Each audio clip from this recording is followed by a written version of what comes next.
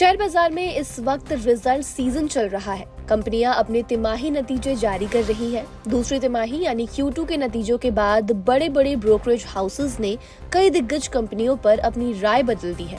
FMCG से लेकर pharma और मेटल तक कौन से शेयरों पर आपको दाव लगाना चाहिए और किन से आपको दूरी बनानी चाहिए, आइए समझते हैं इस रिपोर्ट में। लिस्ट में सबसे पहले है कंज्यूमर किंग हिंदुस्तान यूनिलीवर यानी कि HUL।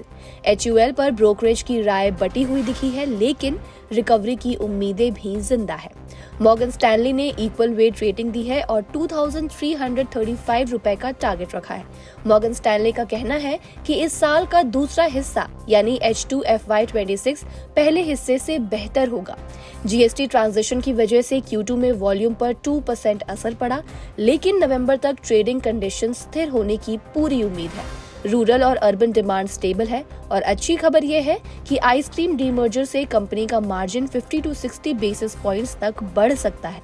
गोल्डमैन सैक्स ने भी HUL पर अपनी रिपोर्ट पेश की है। उन्होंने बाय कॉल के साथ टारगेट 2850 रुपए रखा है।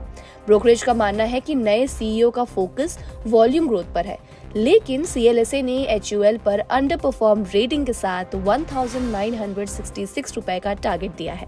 उनके अकॉर्डिंग होम केयर में ग्रोथ दिखी, लेकिन पर्सनल केयर सेगमेंट में वॉल्यूम घट गया है।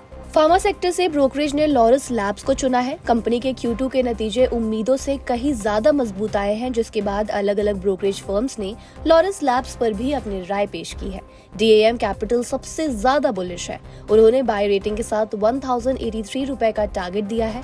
उनका कहना है कि कंपनी का CDMO बिजनेस यानी जो दवा बनाने का कॉन्ट्रैक्ट और ग्रॉस मार्जिन है वो काफी स्ट्रांग है, और तो और कंपनी का नेट कर्ज भी घटा है।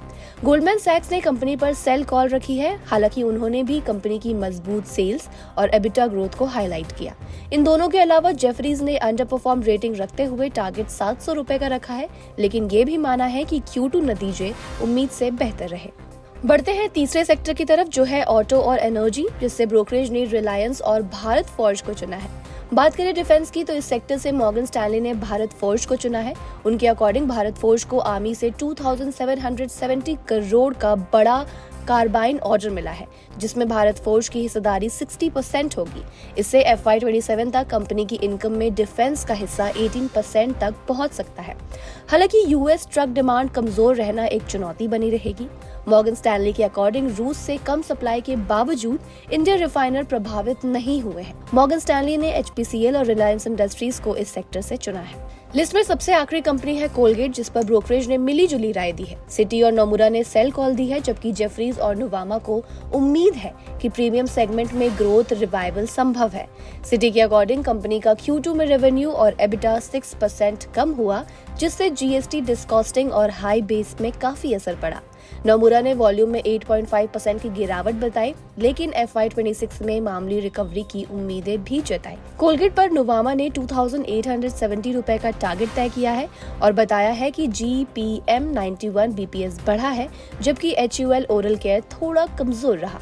तो कुल मिलाकर लॉरस लैब्स और एनर्जी सेक्टर के कुछ स्टॉक्स पर ब्रोकरेज का भरोसा मजबूत हुआ है, वही HUL पर राय अलग अलग है, लेकिन रिकवरी की उम्मीदें भी बरकरार है।